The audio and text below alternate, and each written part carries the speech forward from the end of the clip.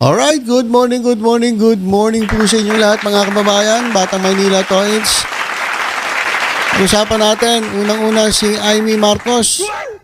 Siya ngayon ay nandyan sa Caloocan at nag-iikot po mag-isa. Solo flight po mga kababayan. Pwede naman kasi siyang sumama doon sa kapatid niya. Hindi ko maintindihan bakit gusto niya mag-solo. Siguro gusto niya talaga yung namamangka doon sa sa dalawang ilog. Ewan ko lang kung may epekto yan kasi yung ilog na pinupunta mo isa galit sa'yo. Ngayon itong isa na inaampun ka na nga, tinitira mo pa, sigurado magagalit din sa'yo.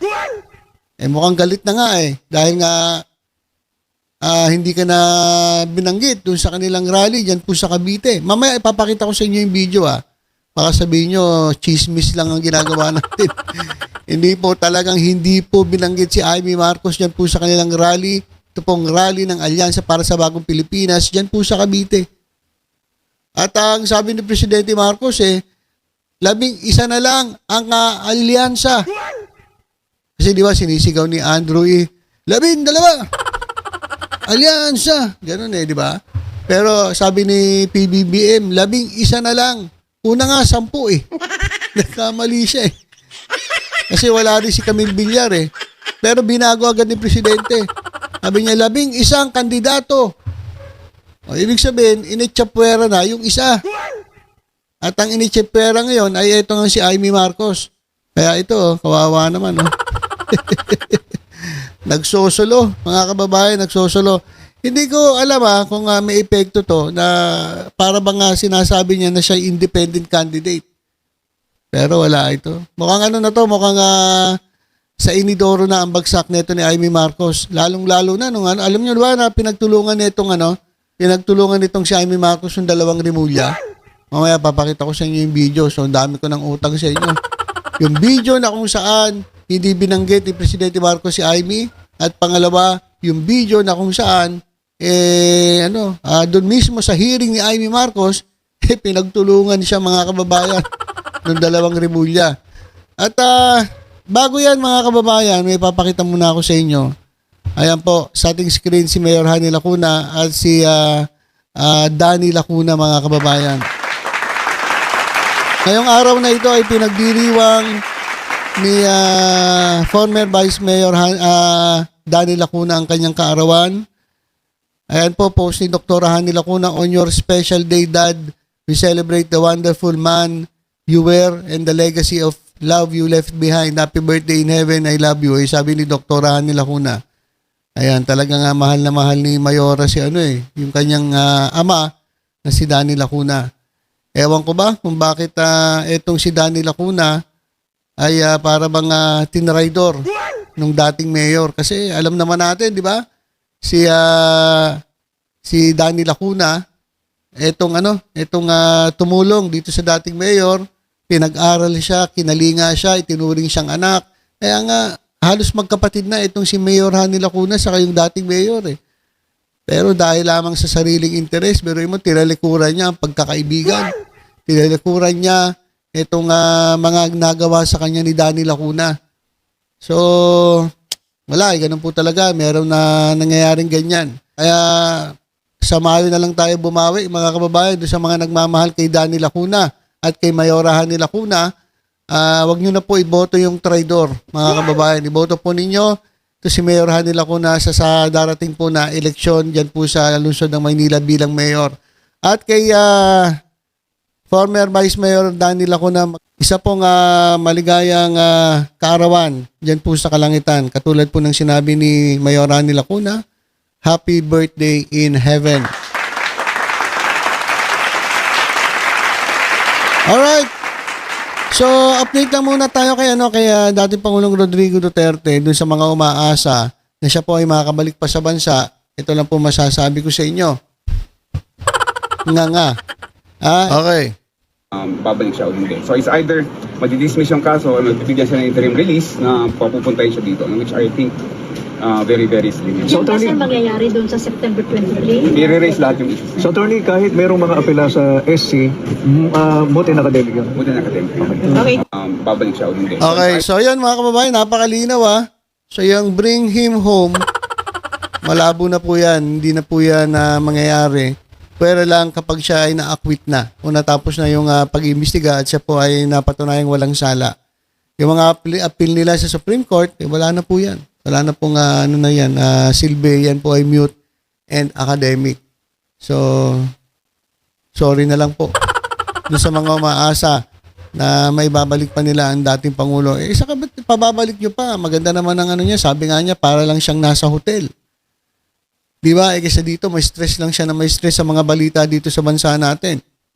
Katulad ni Amy Marcos na na-stress. Ito guys, pakita ko sa inyo kung paano binara ng Remulla Brothers itong si Amy Marcos.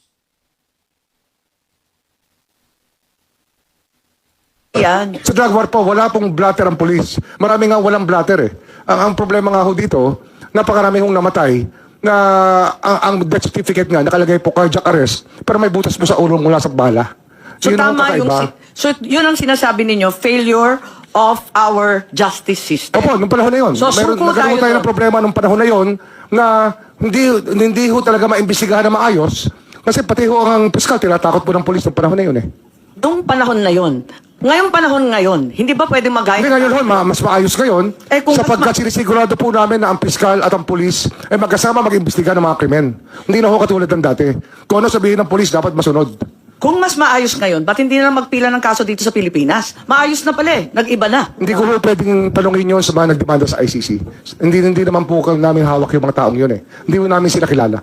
Ma'am, as a matter of suggestion, if I may, ma'am, as stated by the Secretary of Justice, na yung mga biktima ng EJK, ang mga police report nila ay cardiac arrest pero may buta sa ulo. That numbers in the thousands, ma'am. Why does the Senate try to investigate that and investigate the circumstances surrounding that? Maybe, ma'am, you can come up with a more cohesive report regarding this matter. Yes, I'm ma'am. not trying to put Okay, so yan mga kababayan Yan. supalpal po eh. Pinagtulungan ng Remulla Brothers si Amy. Sabi ni Amy, okay na pala eh. Kasi sabi nung panahon daw ni Duterte, napakahirap ng hustisya kasi nga yung pulis ang nasusunod. Minsan tinatakot pa nila yung piskal. Kaya hindi magkaroon ng hustisya. Tapos sabi ni Amy, okay na ngayon, okay naman. Okay na po ngayon, mas maganda ngayon. Sabi ni Amy, di dapat dito na lang imbestigahan. Bakit sa ibang bansa pa eh? Sabi ni Boying, wala po kami magagawa. Ang nagreklamo po yung mga tao. So, ayun lang gusto ko lagi sabihin eh. Dun sa mga tulonggis na DDS, ang ICC po pumasok dahil nagreklamo po yung mga biktima ng EJK. Hindi naman po ang gobyerno ang lumapit sa ICC yung mga biktima. Kasi nakita nila ang bagal ng gulong ng hustisya dito sa Pilipinas. Tapos ito, binanata naman ni John Vic Remulla, mga kababayan, na sabi niya, ayun nga yung nangyari. Bakit hindi imbestigahan ng Senado itong mga nangyari sa EJK? Hindi yung iimbestigahan mo, yung mga pulis na nagpatupad lamang ng batas. So, ito yung mga dahilan kaya nagagalit ang tao kay Amy Marcos eh. Kaya pati yung kanyang kapatid na si Presidente Bongbong Marcos, nabuisit na rin eh. At hindi siya sinama dun sa sa alyansa. Mukhang tinanggal na mga kababayan. Parang kumpirmado eh. Parang tinanggal na eh. Kasi pakinggan niyo yung sinabi ni Presidente Bongbong Marcos ha. Pakinggan niyo. Ito guys At huwag natin gawing alyansa lamang nitong 11. 10. Kasi absent si Camille. Pero binago ni Presidente Marcos. Diba? Sabi niya una 10. Binago niya. Pakinggan ninyo. Na tao, 11 na kandidato. 11 na kandidato. Kasi absent lang naman si Camille eh. So hindi tinatanggal si Camille. Ituloy natin. Na tumatakbo bilang senador na kasama sa alyansa. Samahan niyo po kami. Ulitin natin guys. Ulitin natin. Alright. At huwag natin gawing alyansa lamang nitong 11 na tao, 11 na kandidato na tumatakbo bilang senador na kasama sa alyansa. Samahan niyo po kami. At magka-alyansa din tayo. At huwag natin Okay, so yan mga kababayan, ang linaw-linaw Oh, 11 na lang ang alyansa. Ibig sabihin, goodbye Amy na. Ha? Natanong naman si Amy Marcos ano po ang masasabi ninyo doon sa hindi pagbanggit sa inyo dyan sa Cavite ni PBBM? Sabi niya, okay lang, tiisan tayo. Walang yan. Siya pa nagsabi na tiisan. Siya nga itong may pakana. Siya yung gumawa ng paraan para masira itong administrasyong Marcos. Tapos meron pa siyang magsasabi na tiisan tayo. Hindi ka tinitiis. Ikaw ang tinitiis mo yung kapatid mo. Imbis na tulungan mo, alalayan mo. Alam yan, mas matanda ka doon sa kapatid mo. Kung umasta ka, parang hindi ko alam kung tumatakbo sa isip ni Amy. Kaya eto, tingnan ninyo. Oh, solo. Solong nangangampanya, mga kababayan, dyan po sa Caloocan. Oh, tingnan yan, nilalangaw. Nilalangaw Nag-aabang lang ng mga t-shirt yan yung mga tao dyan, Saka pansinin niyo mga kababayan, bago pa umikot si Amy Marcos, namigay na sila ng namigay na sila ng poster.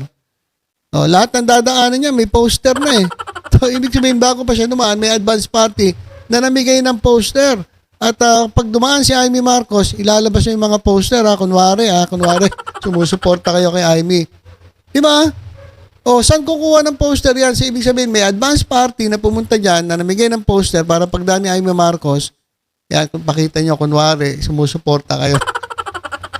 Nako, Madam Amy Marcos, kapag ganyan ang style mo at binabanatan mo ang administrasyon, mukhang malabo ka makapasok.